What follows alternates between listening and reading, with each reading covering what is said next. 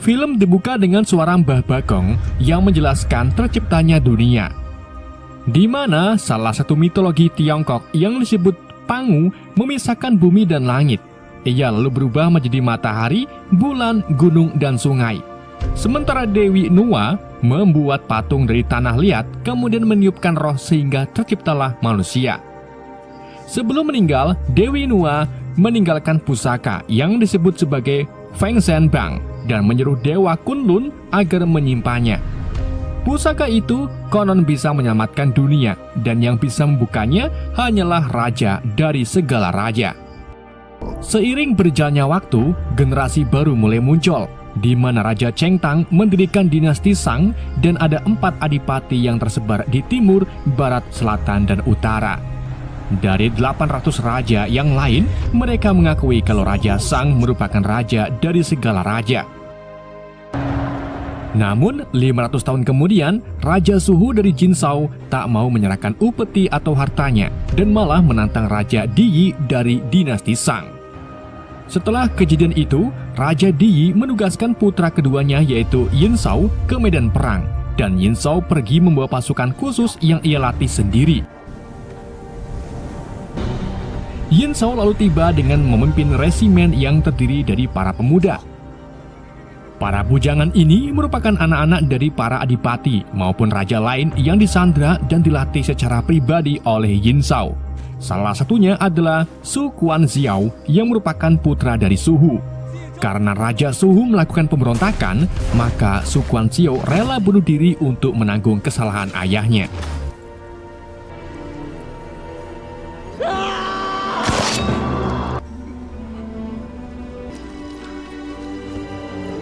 Setelah itu, Yin Shao mengerahkan pasukan ke Tapel untuk menyerang benteng Jinzhou.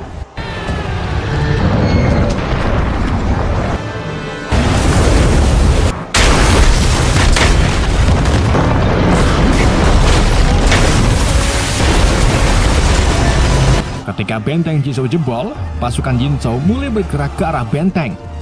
Meskipun dihujani ribuan anak panah, pasukan tersebut tetap terus maju.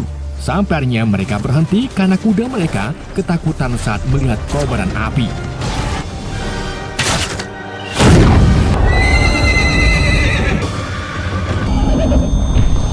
Maka dari itu, para pemuda pun kembali ke hadapan Yin Shao.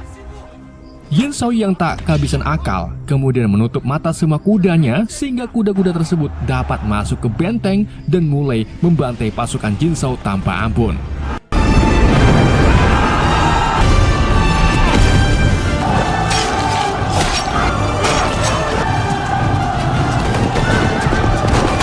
Ketika pasukannya tinggal sedikit, Suhu dan putrinya yang bernama Sudaji mencoba untuk melarikan diri ke arah makam Xuan Jian. Namun mereka malah dihadang oleh Yi Shao dan para resimennya.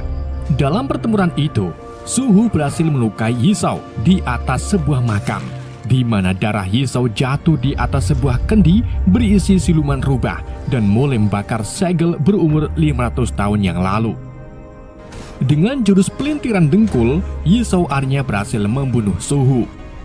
Melihat ayahnya terbunuh, Sudaji pun memilih untuk bunuh diri demi kehormatannya, tepat saat mereka tertimpa reruntuhan salju. Setelah runtuhan selesai, prajurit pemuda dikejutkan dengan Sudaji yang entah mengapa masih hidup. Namun raut wajahnya sedikit pucat dan tingkah lakunya sangat aneh. Rupa-rupanya, Sudaji ini sudah dirasuki oleh siluman rubah yang berhasil lolos. Para anak buah Yi Shao kemudian hendak membunuh Sudaji, namun mereka tak kuat oleh kecantikan wajah Sudaji. Melihat Sudaji sangat menggiurkan, Yi Shao pun membawa Sudaji dan kepala Suhu ke istana. Sesampainya di istana, Yi Shao menyerahkan kepala Suhu kepada ayahnya, yaitu Raja Diyi. Singkat cerita, saat Yi Shao sedang membersihkan lukanya, Sudaji tiba-tiba merangkak mendekati Yi Shao dan menjilat lukanya yang membuat seketika luka Yi Shao sembuh total. Tak hanya itu, Sudaji juga tahu kalau keinginan Yi Shao ternyata adalah menjadi raja dari seluruh raja. Sudaji lalu menawarkan jasa ilmu magisnya dan raganya untuk membantu mewujudkan keinginan Yisao. Tentu saja, Yisao langsung menerimanya. Acara pesta kemenangan pun diadakan. Namun, di tengah acara, kakak dari Yisao yaitu putra mahkota Yinki tiba-tiba menggila dan membunuh Raja Diyi.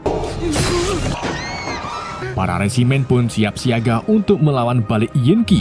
Sampai akhirnya, salah satu resimen bernama Jiva yang merupakan anak dari adipati bagian barat secara langsung membunuh Yinki.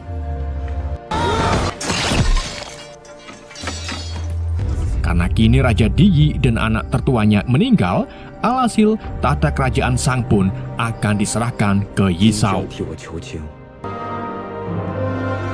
Sementara itu, para dewa di Kunlun sedang berdiskusi apakah Feng Sheng Bang akan diserahkan ke Yisao. Setelah berdiskusi yang menghasilkan kebingungan, salah satu murid dari Dewa Maha Agung Yuanxi Tianzun yaitu Jiang Zia dengan sukarelawa merelakan keabadiannya yang ia pelajari selama 40 tahun untuk mengirimkan pusaka Feng Sheng Bang tersebut ke raja dari segala raja. Karena jika ia siap menyerahkan pusaka itu, maka Jiang Zia harus rela kehilangan keabadiannya. Jiang Zia pun menerima hal itu, dan ia memulai perjalanannya dengan dikawal oleh muridnya yaitu Dewa Neza dan Yang Jian.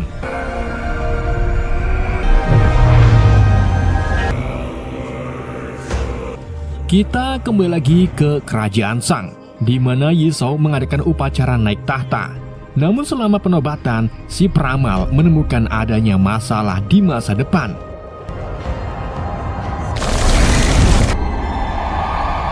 Hal itu karena pembunuhan yang terjadi dalam keluarga kerajaan bisa mengibatkan kutukan besar pada dinasti Sang. Alhasil, Yisao pun berjanji akan membangun tumpukan kayu yang tinggi untuk membakar dirinya sendiri sebagai ritual menenangkan para dewa dan menyelamatkan alam.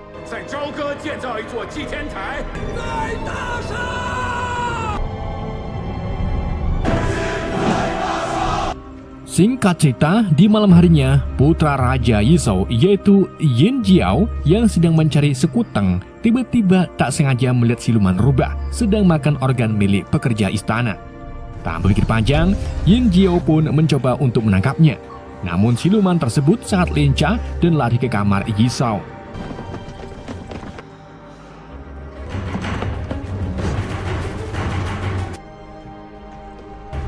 Sesampainya di sana, Yin Jiao menemukan kalau siluman rubah telah menghilang dan malah mendapati ayahnya habis berkimochi dengan Sudaji.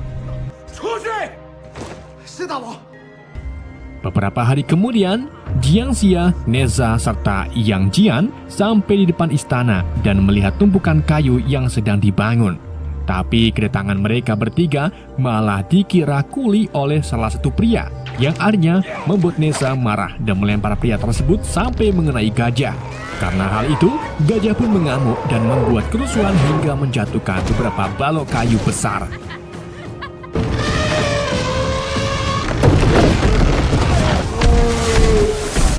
Dengan sigap, Neza dan Yang Jian pun menangkap balok-balok tersebut sebelum akhirnya mengenai pekerja lain.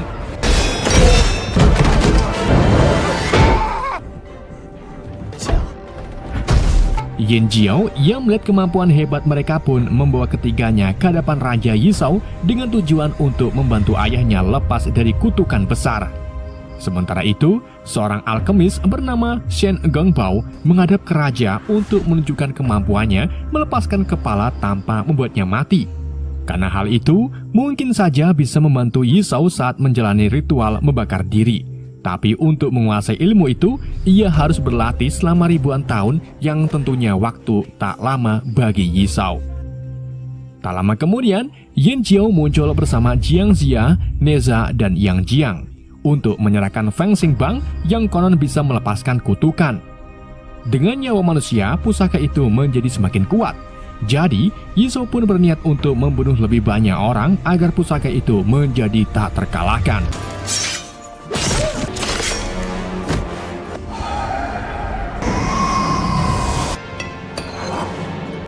Dari situlah Jiang Xia sadar kalau Yizhou orang jahat dan tak berhak mendapatkan Fang Zhengbang. Ia pun langsung mengambil kembali Fang Zhengbangnya dan mengelabui mereka agar bisa kabur. Sedangkan Neza dan yang lainnya mengelabui orang-orang yang mencoba mengejar Jiang Jia.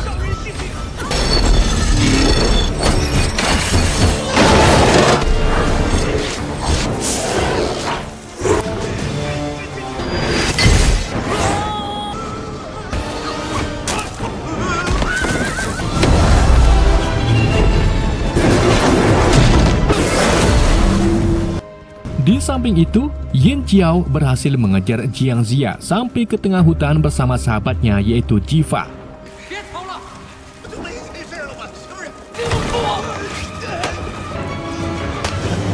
Begitu pula dengan Neza dan Yang Jian yang baru saja tiba.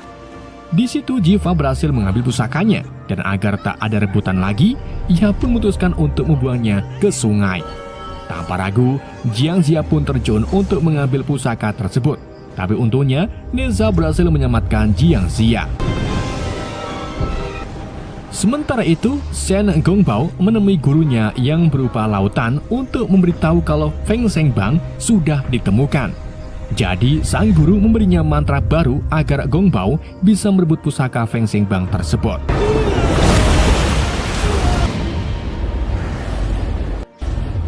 Di lain tempat, ayah Jifa yaitu Ji Chang yang merupakan adipati barat sedang melakukan perjalanan ke kerajaan karena keempat adipati harus melakukan penyambutan raja baru. Di tengah perjalanannya, ia lalu menemukan bayi siluman berkulit hijau. Karena kasihan, Ji Chang pun berniat untuk merawatnya.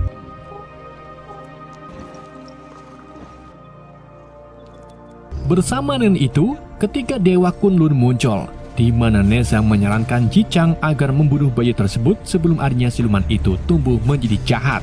Namun Ji Chang tetap kekeh ingin merawatnya karena jahat atau tidaknya seorang tergantung bagaimana cara didiknya. Jadi, Jiang Jia pun menyarankan agar bayi siluman itu dibawa ke Kunlun untuk dibesarkan. Ji Chang akhirnya setuju dengan saran itu dan menamai bayi tersebut Lei Zhenzi. Selang tak lama, Ji Chang diam-diam mengadakan pertemuan rahasia dengan ketiga adipati dari wilayah timur, selatan, dan utara. Mereka sebenarnya tak setuju dengan kenaikan tahta Yizhou, apalagi kutukan itu sudah mulai muncul, seperti adanya wabah, air bau, serta gagal panen di mana-mana, dan juga banyaknya bayi baru lahir mati seketika. Tapi tanpa disadari ternyata percakapan mereka didengar oleh Jifa. Jifa pun marah karena berpikir kalau keempat adipati mengkhianati Raja Yizhou dan membawa pasukan untuk membawa para adipati ke hadapan raja meskipun Ji Chang merupakan ayah kandung Jifa sendiri.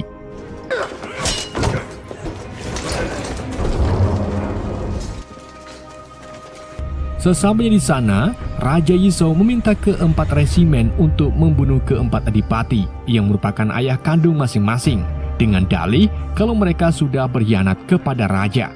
Dan sebagai gantinya, keempat resimen itu akan mewarisi kedudukan ayah mereka sebagai adipati.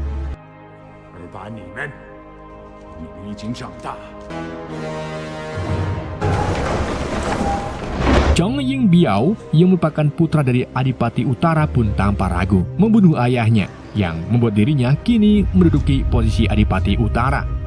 Sedangkan putra Adipati Selatan menolak dan menyerang Yizhou, namun Yizhou malah membunuh balik Adipati Selatan serta putranya tersebut. Kemudian Adipati Timur menusuk dirinya sendiri menggunakan pedang putranya Jiang Wenhua agar Wenhua tetap hidup. Saat giliran Jifa dengan cerdiknya berpendapat kalau ayahnya adalah seorang pengkhianat dan untuk menanggung pengkhianatan adipati lainnya, Ji Chang harus dieksekusi. Alhasil Ji Chang pun tak jadi dibunuh dan dipenjara untuk sementara waktu. Singkat cerita, di malam harinya saat Yizhou dan Sudaji sedang mandi, Ratu Jiang datang untuk meminta Yizhou agar membunuhnya saja karena raja sudah membunuh banyak orang. Dan dengan kematian ratu, Yizhou mungkin bisa sadar akan kesalahannya. Namun, Sudaji yang sekarang sudah jadi permaisuri favorit raja, menghentikan aksi ratu dan menyuruhnya agar menikmati hidup saja. Dalam kesempatan inilah, Ratu Jiang mencoba untuk membunuh Sudaji. Namun Sudaji membalikkan serangan dan malah membunuh si ratu. Karena kejadian itulah, Yin Jiao tak terima dan berniat untuk membunuh Sudaji. Namun sesampainya di sana, ia malah menemukan rubah putih sebelumnya yang ternyata adalah Sudaji.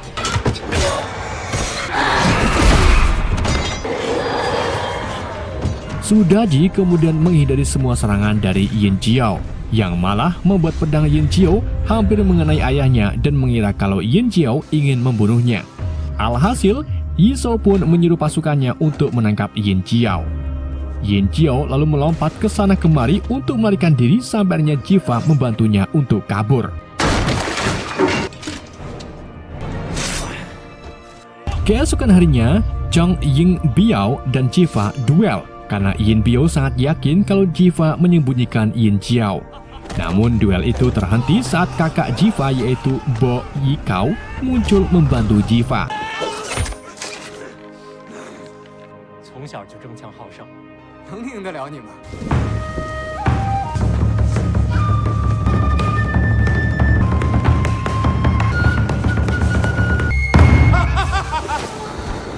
Di malam harinya setelah tarian sakni dari Sudaji, Bo Yikao memohon ke Yizhou agar memaafkan Ji Chang.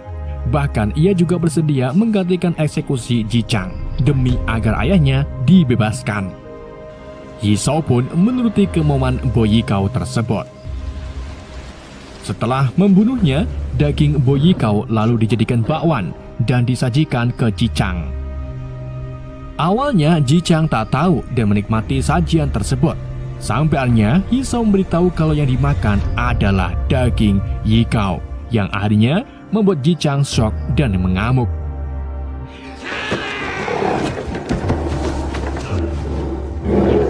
Sementara itu, Yin Jiao bersembunyi di tempat pendeta agung bernama Bigan. Bersama dengan itu, Jiang Xia mengendap-endap ke tempat Bigan namun tertangkap oleh Jiva.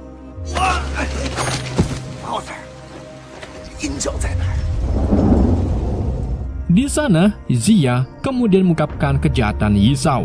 Akan tapi Yin Jiao masih percaya kalau ayahnya jahat karena dihasut oleh siluman rubah. Alhasil mereka pun bekerjasama untuk mengungkapkan sifat asli Sudaji.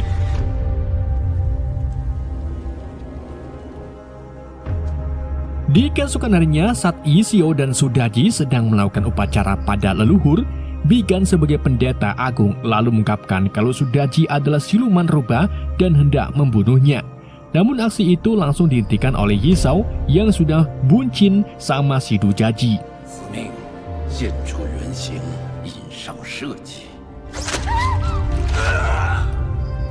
Alhasil, Bigan pun mengorbankan hati ajaibnya untuk dimakan oleh Sudaji agar siluman rubah itu keluar dari tubuhnya. Dan benar saja, saat Sudaji makan hati tersebut, siluman rubah pun keluar dari tubuhnya. Tapi ternyata Yizhou sudah tahu tentang siluman rubah tersebut dan tak mempermasalahkannya, karena darahnya lah yang membuka segel tersebut yang dibuat oleh nenek moyang Shao. Sehingga hanya siluman rubah yang tahu keinginan Yizhou dan bisa mengabulkannya.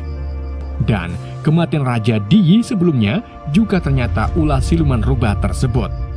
Bigan pun terkejut dengan pernyataan Yizhou dan dengan yakin kalau dinasti Shang akan hancur. Begitu pula dengan Yin Jiao yang kecewa terhadap ayahnya dan mencoba untuk menyerangnya. Namun usahanya gagal dan ia ditangkap oleh penjaga lain. Siluman rubah itu lalu kembali ke tubuh Sudaji, sedangkan Jiva diperintahkan oleh Yizhou untuk membunuh ayahnya yaitu Ji Chang. Dengan begitu, Jiva akan dijadikan putra mahkota dinasti Shang serta pewaris Yizhou. Jiva pun terlihat nurut dan langsung menemui ayahnya.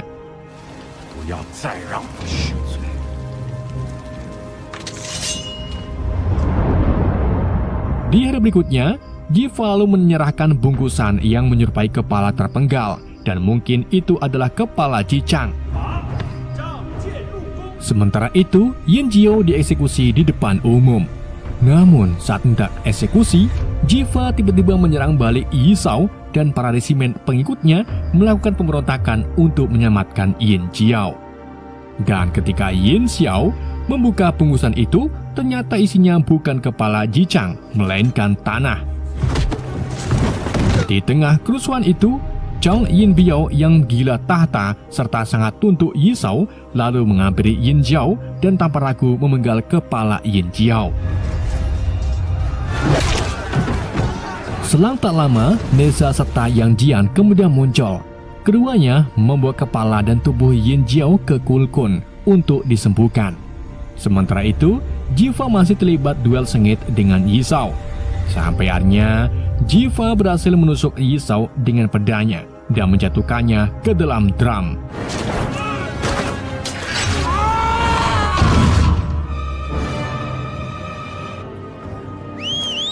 Setelah itu, Jiva melarikan diri bersama Jiang Xia dan beberapa resimen lainnya. Sedangkan Jichang yang masih hidup kabur dengan kudanya. Namun di tengah jalan, ia dihadang oleh pasukan Shang. Sampai akhirnya, benda aneh berwarna hijau jatuh dari langit dan saat terbuka, ternyata itu adalah Lei Zhenzi, siluman hijau yang sempat diselamatkan oleh Jichang saat masih bayi. Dan kini, giliran Lei Zhenzi menyelamatkan Jichang lalu membawanya pergi ke tempat asal Jichang, yaitu kota Shiki.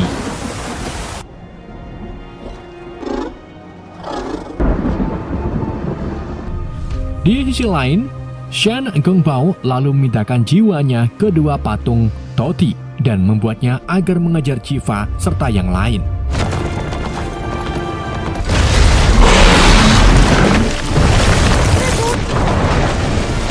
Di tengah pengejaran itu, Jiva sadar kalau yang dikejar patung-patung itu adalah Jiang Xia yang membawa Fang Shengbeng. Jadi, keduanya pun bertukar pakaian untuk menarik patung-patung tersebut. Jiva lalu dengan lincah mengendarai kudanya untuk menjebak patung pertama di hutan. Ia kemudian lanjut memancing patung kedua ke air terjun Hukao dan menusukkan panah ke matanya sebelum akhirnya Jiva terjun ke sungai tersebut.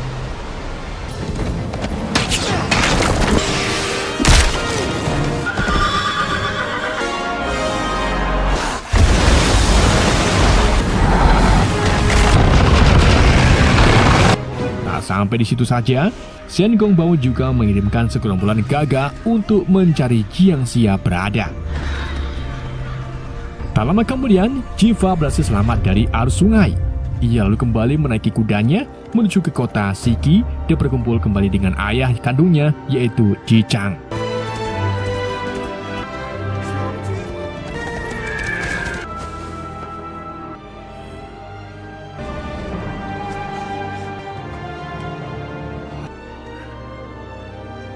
Setelah semuanya mereda, Sudaji menemukan kalau Yizhou telah mati.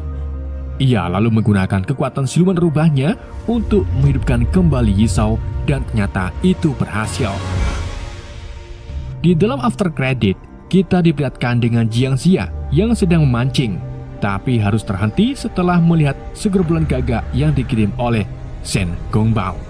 Di samping itu, Wenzhong yang merupakan pembimbing agung dinasti Shang yang sudah berperang selama 10 tahun, akhirnya kembali ke ibu kota bersama para jenderalnya termasuk 4 siluman raksasa. Dan film pun bersambung dan akan dilanjut setelah dirilis keduanya nanti. Sementara putra Yin Xiao yaitu Yin Jiao yang kepalanya terpenggal dibawa ke Gunung Kunlun tempat para dewa berada untuk disembuhkan. Beberapa dewa pun duduk bersila mengitari Yin Jiao dan mulai menghidupkan Yin Jiao kembali. Karena mungkin hanya Yin Jiao lah satu-satunya harapan manusia yang bisa menyelamatkan semuanya dari ketamakan Yin Xiao. Tapi dalam prosesnya itu, Yin Jiao malah menyerap energi para dewa itu.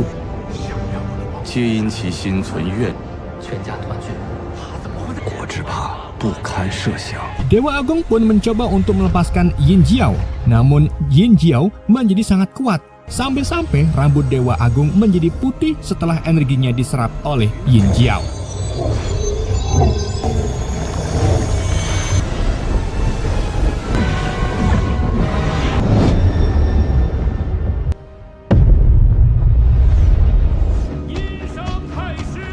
samping itu, di Kekaisaran Shang, seorang pria dengan 3 matanya seperti Trilin yaitu Wenzong yang merupakan guru agung dinasti Shang baru saja kembali bersama pasukannya setelah 10 tahun berperang di Laut Utara.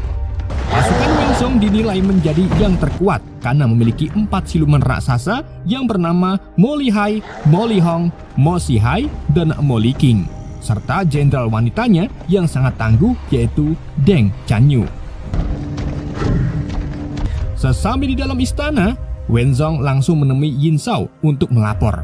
Namun di situ keadaan Yin Zhao masih sangat lemah setelah duelnya melawan Jiva yang merupakan putra Ji Chan di film sebelumnya. Maka dari itu, Su Daji meminta Wenzong untuk memimpin pasukan Shang dan melakukan serangan ke kota Shiki.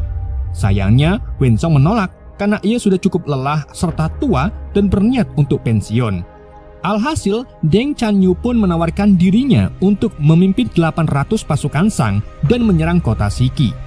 Mendengar semangat Deng Chanyu, Yin Zhao pun menyetujuinya dan membekali Deng Chanyu dengan baju perisainya.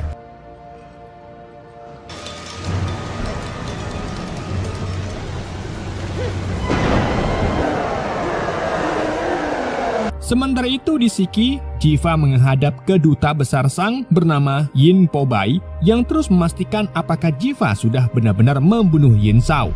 Meskipun Jiva sudah sangat yakin kalau ia sudah mengalahkan Yin Zhao, namun Yin Pobai mengungkapkan kalau Yin Zhao masih hidup dan pasukannya sedang dalam perjalanan ke Shiki untuk melakukan balas dendam.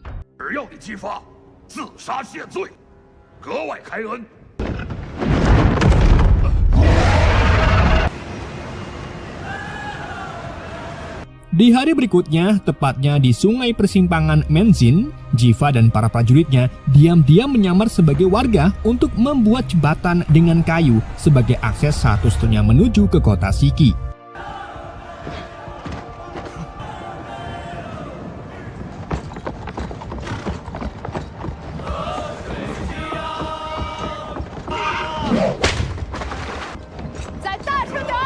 Namun di tengah jalan, tiba-tiba Jiva dan pasukannya memisahkan jembatannya sehingga pasukan Deng Chanyu banyak jatuh ke sungai.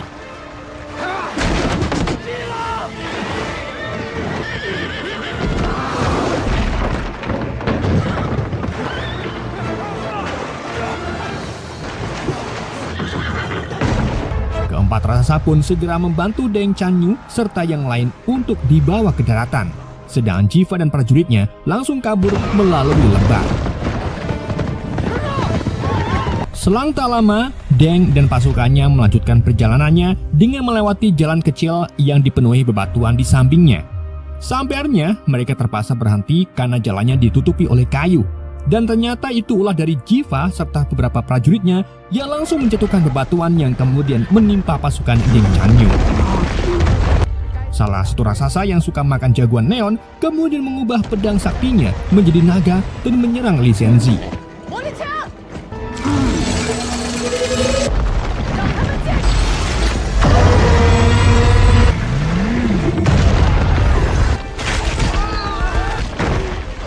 Tapi untungnya, Li Xianzi berhasil menjatuhkan naga itu dengan kekuatan fakirnya.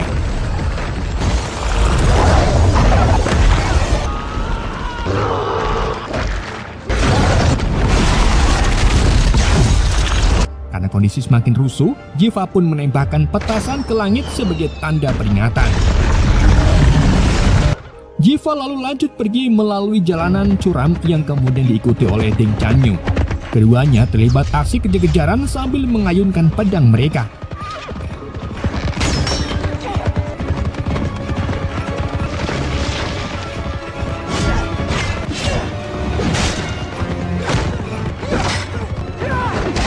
Sampai akhirnya Deng Chanyu mengeluarkan kekuatannya berupa batu luminous dan berhasil menjatuhkan kuda milik Jiva.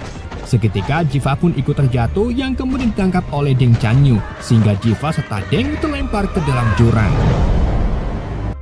Tak lama kemudian Jiva terbangun di dalam hutan sementara Deng Chanyu masih tak sadarkan diri.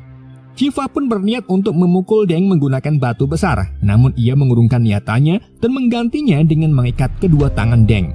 Tetapi di saat yang sama, Deng Chanyu tiba-tiba sadar dan menyerang balik Jiva.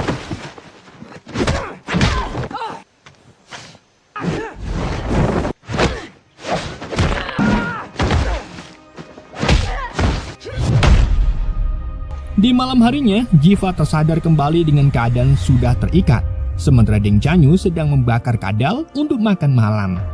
Jiva lalu meminta Deng untuk membebaskannya.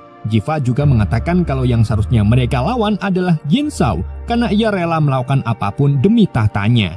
Namun Deng tetap membela Yin Zhao karena sebelumnya ia sudah melakukan sumpah janji untuk tetap setia kepada Raja Yin Zhao. Bersamaan dengan itu, seekor babi hutan muncul untuk menyeruduk mereka.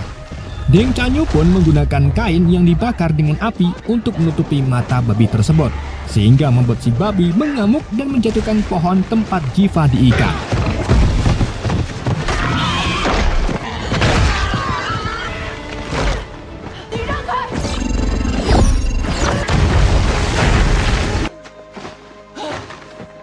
Setelah kejadian itu, Jiva bersembunyi di atas pohon, sehingga akhirnya Deng pun memilih untuk pergi.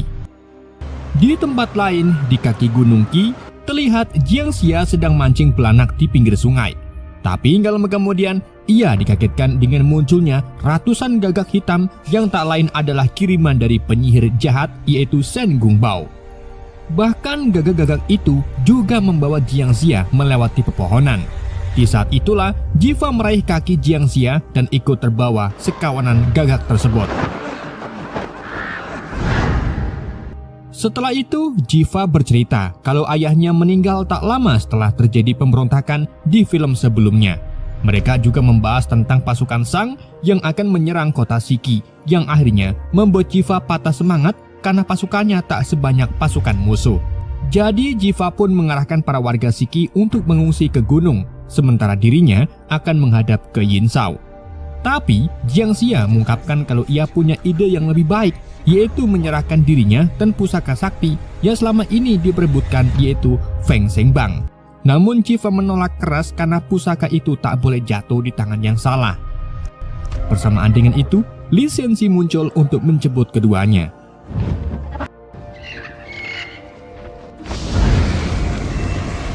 Di samping itu, Yin Zhao terbangun dari mimpi masa lalunya yang buruk dan kemudian langsung ditenangkan oleh Sudaji.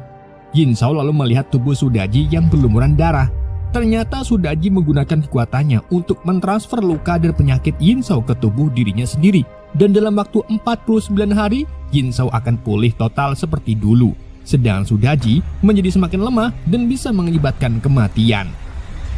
Bersamaan dengan itu, Shen Gongbao menemui Yin Zhao dan memberitahu kalau ia baru saja mendapat info dari burung gagaknya yang mengetahui keberadaan pusaka tersebut, yang tak lain ada di tangan Jiangxia yang sekarang berada di Shiki. Sementara itu, Li Xianxi membawa Jiva dan Jiangxia ke Shiki. Di saat itulah warga Shiki sedang berlatih dan bersiap untuk menghadapi pasukan Shang. Jiva pun terlihat kebingungan karena sebelumnya ia menyuruh warga Shiki untuk mengungsi. Namun warga Shiki menolak dan kekeh ingin berjuang melawan musuh bersama Jiva. Di waktu yang sama, Deng Chanyu bersama pasukannya dan keempat raksasa datang. Kedatangan mereka membuat Jiva kena mental karena pasukan Shang jauh lebih kuat dari pasukan Shiki. Akan tetapi, Jiangxia memiliki ide yaitu menyerang camp Chanyu secara diam-diam saat malam hari. Di sisi lain, Yin Zhao bertemu dengan Wenzong sambil membawa mahkota kerajaan. Di situ, Yin Zhao menawarkan Wenzong untuk memimpin dinasti Shang, asalkan Wenzong mau membantunya untuk mendapatkan Feng Zhengbang. Di samping itu, Deng Chanyu dan pasukannya bermalam dengan mendirikan camp di dekat kota Shiki.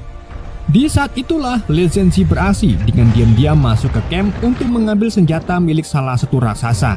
Namun upayanya itu malah membangunkan si raksasa dan menyebabkan keributan sehingga perhatian musuh teralihkan.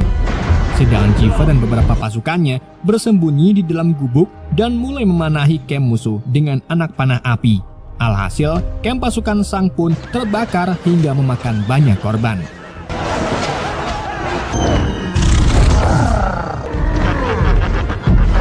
Sementara Mo Liqing terus mengejar Li Xianxi yang memancingnya ke tempat berlumpur.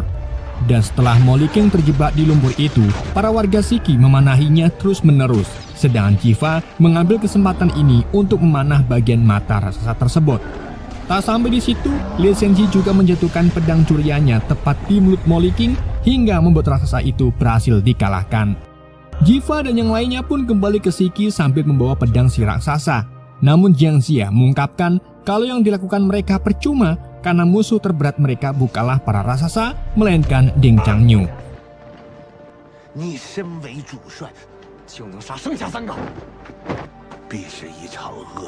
Lalu di siang harinya, Jiva serta pasukannya sudah bersiap untuk melakukan peperangan melawan pasukan Shang.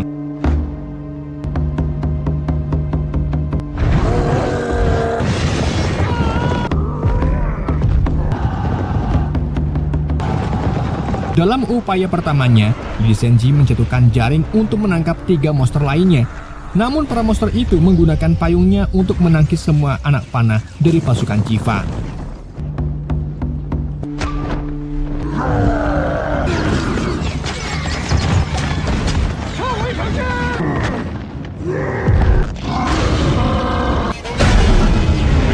Tak hanya itu saja, salah satu raksasa juga memiliki kecapi yang jika sekali digonceng akan menghasilkan api.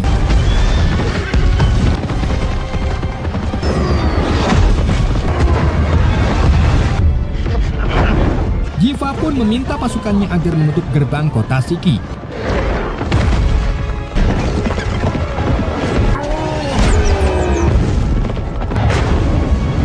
Untungnya Jiva berhasil melompat ke gerbang yang hampir tertutup.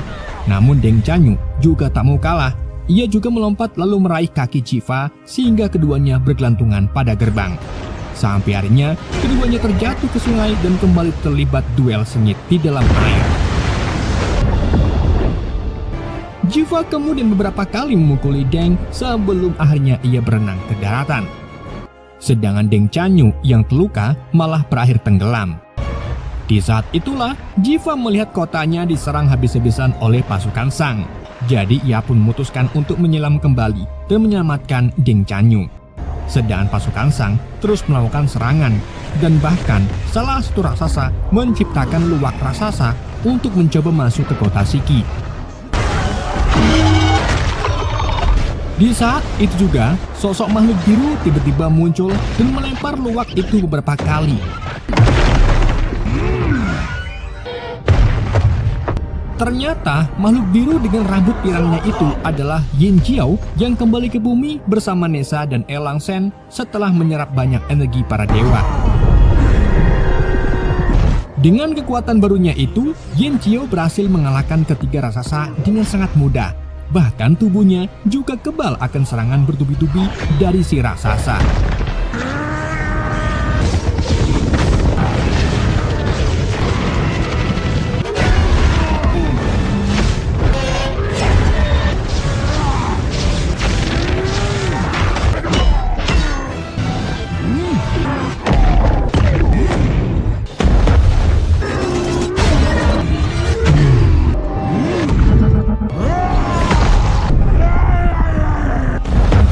Yin Jiao inilah para warga Shiki menjadi kegirangan.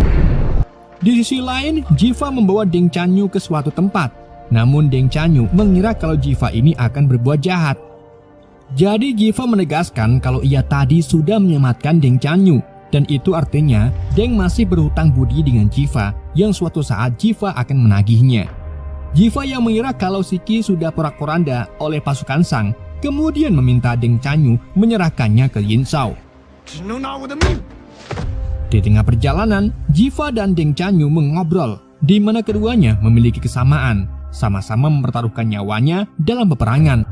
Tapi yang membedakannya, Jiva berperang demi warga Shiki dan keluarganya yang di Bunbun, sedang Deng Chanyu berperang hanya untuk mati, karena Deng kini sudah tak ada keluarga maupun kampung halaman, mengingat kalau Deng ini dilahirkan dan dibesarkan dalam peperangan. Di tempat lain, tepatnya di Kekaisaran Shang, Yin Zhao sudah membawa 5 gadis cantik yang niatnya akan dijadikan sebagai rumah berikutnya bagi siluman rubah. Karena tubuh Sudaji sudah melemah serta banyak luka dan sebentar lagi akan meninggal. Seketika Sudaji pun berusaha untuk mengeluarkan siluman rubah. Namun beberapa kali percobaan selalu gagal karena tubuh Sudaji terlalu lemah.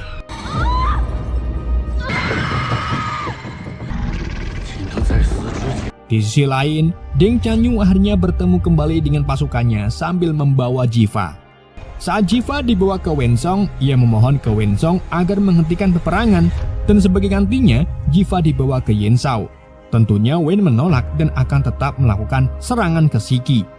Melihat kalau Jiva rela mengorbankan dirinya demi warga Shiki, Deng pun berusaha membela Jiva dan mengatakan kalau pedangnya hanya digunakan untuk membunuh musuhnya, tapi tidak akan ia gunakan untuk membunuh warga yang tak bersalah. Di malam harinya, saat Jiva sedang di kandang, tiba-tiba ia dibebaskan oleh Deng Chanyu dan keduanya pun kabur dari Camp Sang. Namun keduanya dikejar oleh Wensong yang kemudian mengepung mereka menggunakan api.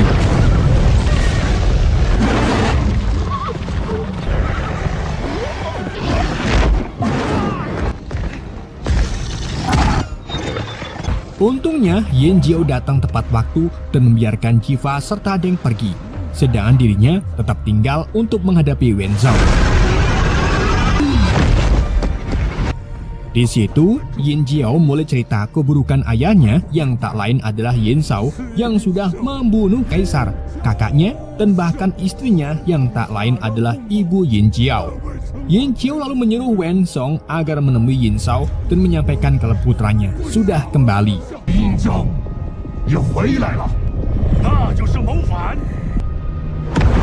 Sementara itu, Deng Chanyu membawa Jiva ke Shiki. Awalnya Deng Chanyu diusir oleh warga Shiki karena wanita itu bagian dari pasukan Sang.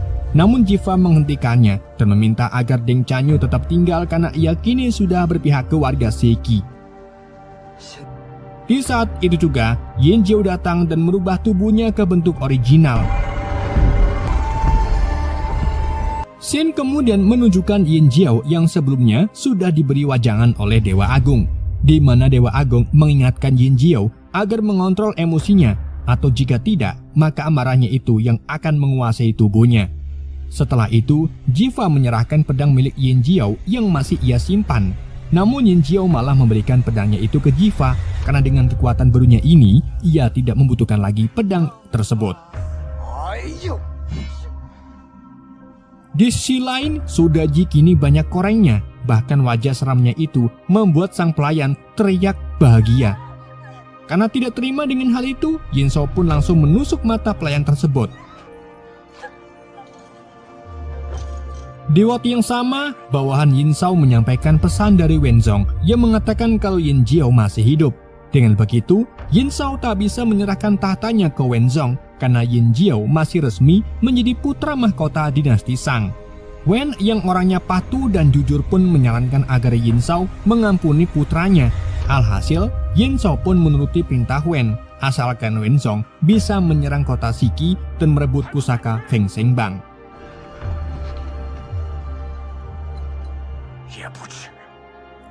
Di tempat lain, Seng Gungbao menemui gurunya yaitu Kundun untuk meminta kekuatan lebih hebat karena kini Yin Jiao muncul dengan kemampuan tak terkalahkan.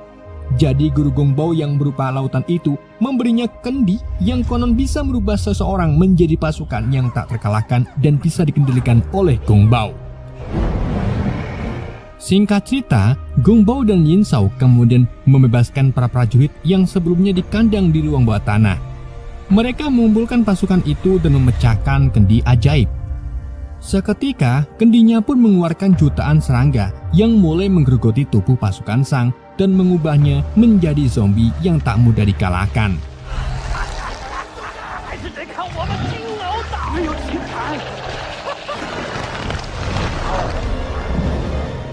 Di malam harinya, warga Shiki mengadakan pesta sebagai upacara kembalinya Jiva dan Yin Jiao.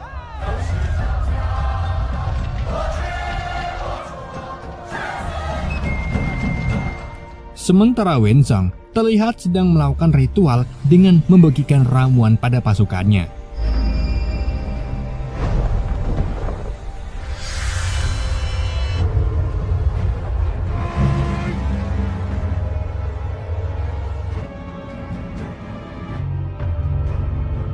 Wen juga menyerap semua energi cahaya dari bulan maupun bintang.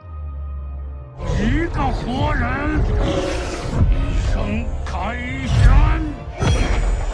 Sedangkan orang-orang di Shiki menyadari kalau langit menjadi gelap gulita karena tak ada cahaya bintang dan bulan. Di saat itulah mereka melihat pergerakan musuh di depan dan segera melakukan serangan. Namun Wensong menggunakan kekuatannya untuk menyebarkan cahaya misterius ke arah warga Shiki, sehingga siapapun yang kena cahaya itu akan jatuh pingsan.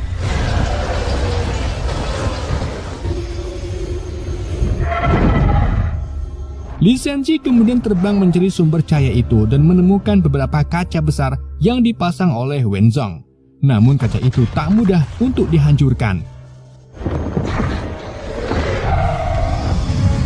Di situ Jiang Xia pun menyarankan agar mereka menyerang Wenzong saja, karena jika Zong mati, maka cahaya-cahaya tersebut akan lenyap, begitu pula dengan pasukannya. Sementara itu, pasukan Wenzong sudah mulai memasuki Shiki dan melakukan serangan secara besar-besaran.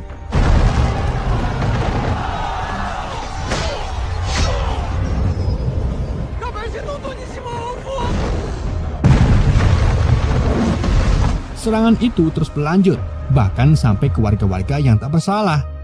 Saat mereka sudah mulai dikepung oleh cahaya tersebut, Yen Jiao segera terbang dan mencari benda yang bisa menutupi dirinya serta yang lain dari cahaya tersebut. Di sisi lain, Deng Chanyu muter-muter desa untuk menyelamatkan warga.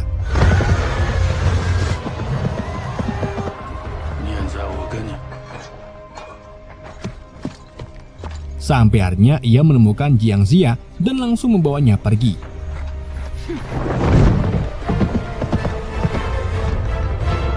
Ternyata sebelumnya Deng Chanyu sudah menemui Wenzong, di mana Wen akan memberikan Deng satu kesempatan lagi agar Wenzong menghentikan serangannya ke Shiki.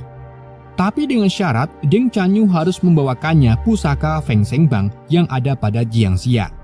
Wen juga memberinya ramuan agar Deng Chanyu kebal dari cahaya sihirnya.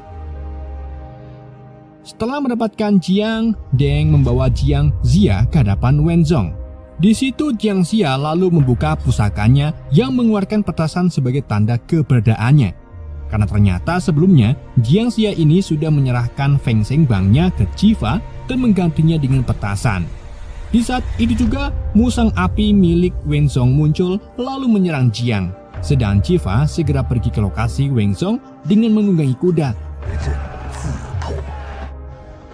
Dalam perjalanannya, ia dibantu oleh Yen Jiao, kemudian dilanjut oleh Li Xianqi. Sesampai di sana, Jiva melihat Jiang tak berdaya. Ia pun menyalahkan Deng. Sementara itu, kekuatan cahaya Wenzong semakin besar, sehingga pita merah Nesa yang ia gunakan untuk menyelamatkan warga sampai hancur berkeping-keping. Meskipun Jiva kecewa dengan Deng Chanyu yang menuruti perkataan Wenzong untuk mengambil pusakanya, tapi akhirnya keduanya kembali bersatu untuk menyerang hewan buas milik Wen.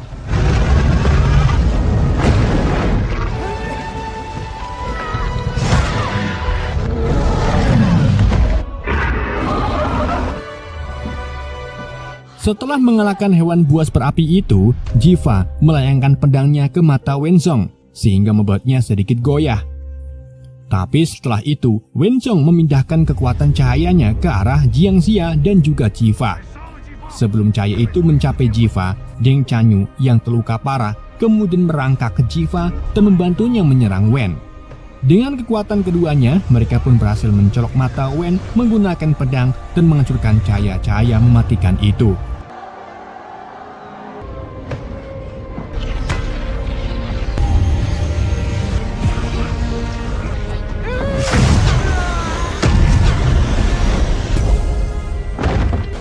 Setelah keberhasilan mereka, orang-orang yang terkena hipnotis dari cahaya Wen akhirnya sadar kembali. Gak cuma itu, semua pasukan Wen yang sebelumnya meminum ramuan biru juga lenyap seketika, termasuk Deng Chanyu yang hanya menyisakan batu luminous.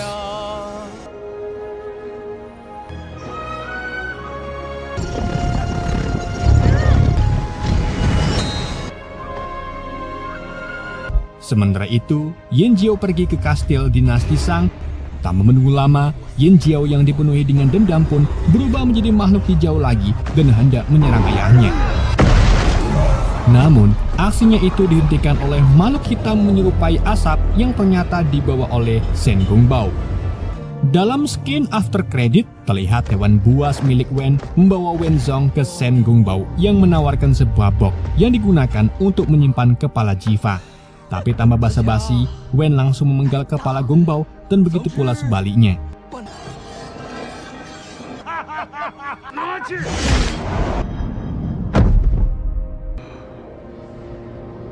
Namun karena Gongbao memang memiliki sihir yang bisa melepaskan dan memasang kepalanya kembali, jadi ia tak kaget dan bisa menyambungkan kepalanya lagi. Kini, Gongbao bersembunyi di tengah bebatuan bersama ribuan pasukan Shang yang sudah ia ubah menjadi zombie dan film pun bersambung.